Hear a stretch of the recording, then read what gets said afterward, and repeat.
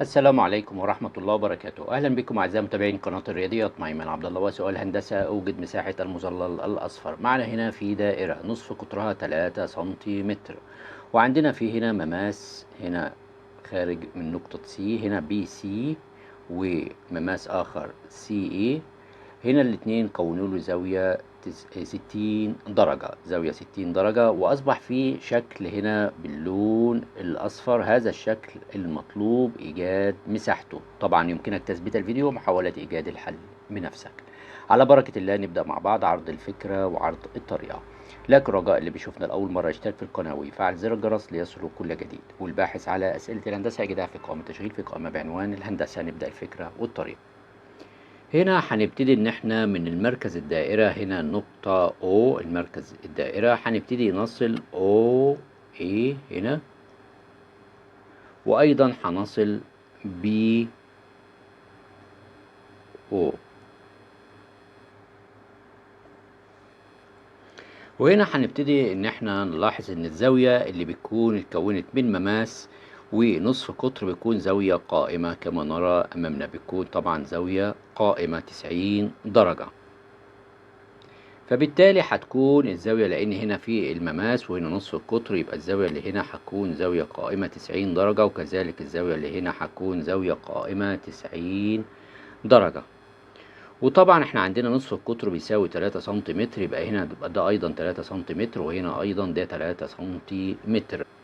الزاوية اللي هنا غير معلومة، هنسميها زاوية إكس، اللي هنا دي زاوية إكس.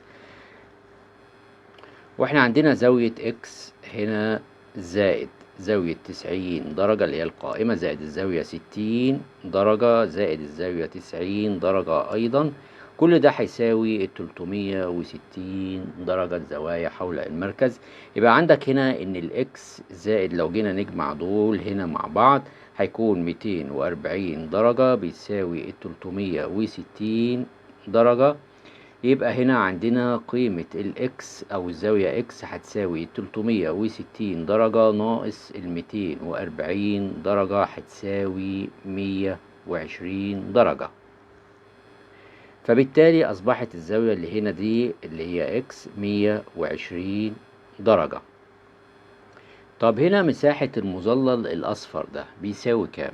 مساحة أو بيساوي إيه؟ مساحة المظلل الأصفر هيساوي ايه؟ هيساوي مساحة الشكل اللي موجود معايا الرباعي ده، لان ده الشكل الرباعي، يبقى بيساوي مساحة هنا الشكل الرباعي اللي هو اسمه A O B C ناقص مساحة القطاع اللي موجود O A B ناقص مساحة O A B، القطاع بتاعنا اللي موجود ده. طيب يعني الأصفر ده مساحته هنجيب مساحة الكبير ده كله ناقص مين؟ ناقص القطاع اللي موجود هنا، يديلك مساحة الأصفر ده. طب هنبتدي إن احنا نصل من O ل C.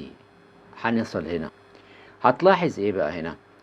طبعا هنلاحظ ان هنا الضلعين دول بيكونوا متساويين. هتقول لي ليه الممسين من نقطة خارج الدايرة؟ دي نظرية وحاجة معروفة من البداية، بديهيات ان لازم يكونوا الضلعين دول متساويين. طيب جميل قوي. طب لو جينا ننظر للشكل، اصبح يتقسم الى مثلثين مالهم مشتركين في ضلع زي ما احنا شايفين، وزاوية هنا وزاوية هنا، والزاوية دي هنا ال60 اتقسمت، يبقى دي 30 وهنا دي 30، يبقى بالتالي أصبح دي 90 ودي 30، يبقى لازم الزاوية دي كمان 60 درجة وهنا دي 60 درجة. يعني أصبح المثلثين متشابهين تماما ومتطابقين تماما. يعني لو جبت مساحة مثلث منهم وتضرب في 2، يبقى ده مساحة الشكل ايه؟ المربع ده الرباعي ده. تمام. طب هتلاحظ ان المثلث كل مثلث منهم عبارة عن مثلث هنا 30 60 90، وده مثلث مشهور جدا.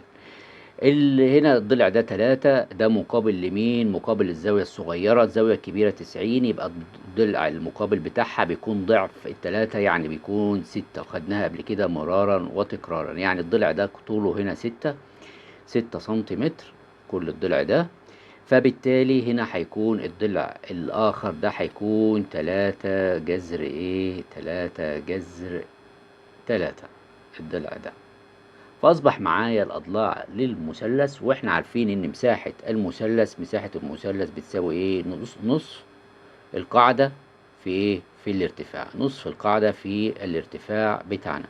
يعني بتساوي هنا معاك النص في القاعدة. عندك كام هنا؟ القاعدة عندنا اللي هي 3، واهي 3 جذر 3 في الارتفاع 3، لأن دول ضلعي القائمة بالنسبة للمثلث ده أو أي مثلث منهم. بتشتغل ضلعي القائمة التلاتة، والتلاتة وجذر 3 دول القاعدة والارتفاع بتضربهم في نص، يبقى إذا هيطلع لك في النهاية هنا 9 جذر 3 على كام؟ على الاتنين. ده مساحة مين؟ مساحة المثلث الواحد. طب بالنسبة للشكل اللي هو ده، مساحته كام؟ الشكل المربع ده اضرب المساحة دي في 2. اضرب المساحة دي في كام؟ في 2. يعني لو جيت اضرب كده 2 في 9 على 2 جذر هنا 3، طبعا 2 دي بالسلامة مع 2 دي، يبقى اذا المساحة دي هتساوي كام؟ 9 جذر كام؟ 9 جذر 3. طيب 9 جذر 3 ناقص بقى مساحة مين؟ مساحة هنا القطاع اللي هو اللي موجود ده. القطاع ده اما اجي اجيبه او اجي احسبه ازاي؟ هقول لك مساحة القطاع اللي موجود معايا اللي هو اسمه O A B. القطاع ده بيساوي كام مساحته؟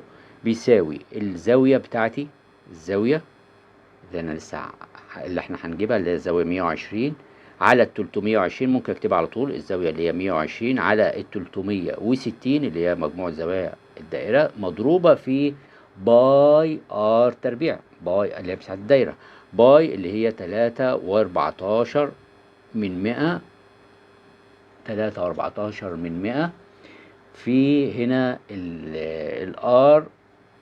الار ب3 ايه تربيع. تمام. هيطلع معاك تقريبا، هيطلع معاك 9 وهنا و426 سنتيمتر ايه مربع. طيب يبقى اذا نطرح دي ناقص دي، يبقى هنا 9 هنا 4 2 6، دي بتساوي لما نيجي ان احنا نطرحهم من بعض هيطلع برضو دي تقريبا هنا 6 وهنا 162 من 1000 سنتيمتر مربع، وهذه هي المساحة.